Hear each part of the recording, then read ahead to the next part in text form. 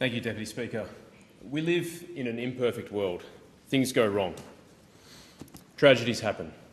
Car accidents, violent crime, natural disasters, fires, floods, moments where we find ourselves in crisis.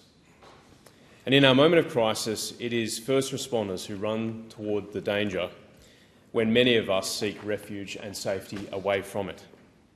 Our police, our firefighters, our ambulance paramedics, our volunteers across those three areas, our first responders, they're the ones who embrace danger to save and preserve life. And for me, one of those times was the 2016 Waroona Yarloop fires, which devastated areas of my electorate in January of 2016. What hit home to me as I spent days speaking to the locals affected and seeing the damage for myself was the indiscriminate nature of the fire and how it paid no regard to containment lines of fire breaks. The historic town of Yarloop was destroyed. 2 lives were lost and many livestock perished in those fires. But in the midst of the devastation and destruction, some houses remained untouched. And this was a testament to the many local volunteers and emergency service workers who saved many houses and lives through their hard work and commitment to the preservation of lives and homes. Being on the receiving end of an event that requires emergency services characterises one of the worst days of our lives. But for first responders, the worst day of people's lives is where they work. It's where they go. And like those emergency responders in the Yarloop fires, day after day, they make critical decisions and provide a shield against the helpless situations that people find themselves in. They do so sacrificially, running into harm's way and courageously serving their communities. Their service is not without cost, though.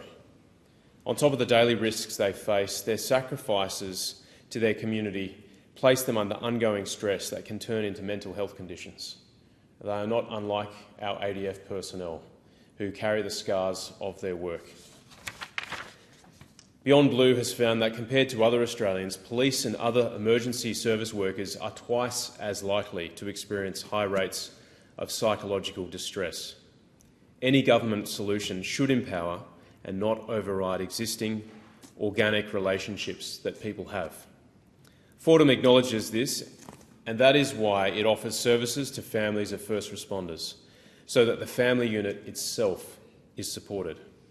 In 2019, the former coalition government announced that it would provide nearly $2 million to Fordham, and since 2019 it has supported over 13,000 first responder families. In 2022, the coalition announced a further $10 million to Fordham, and in November last year, Labor ensured this funding would be delivered. However, just 1 year later, the Albanese government has left Fordham for dead, refusing to provide funding beyond March of next year. Because of this, Fordham will have to start scaling back its programs from as early as this month.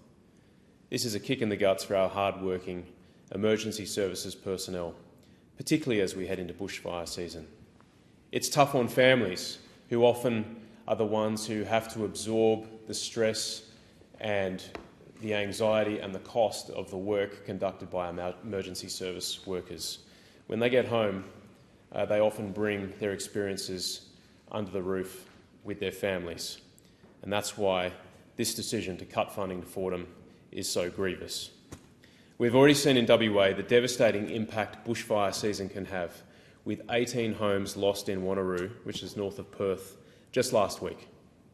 At Australia's time of need, the Albanese government turns to cuts to resources and capability. They've cut money from Fordham, and it's unacceptable. And I urge the Prime Minister and his government to provide certainty to Fordham beyond March of 2024.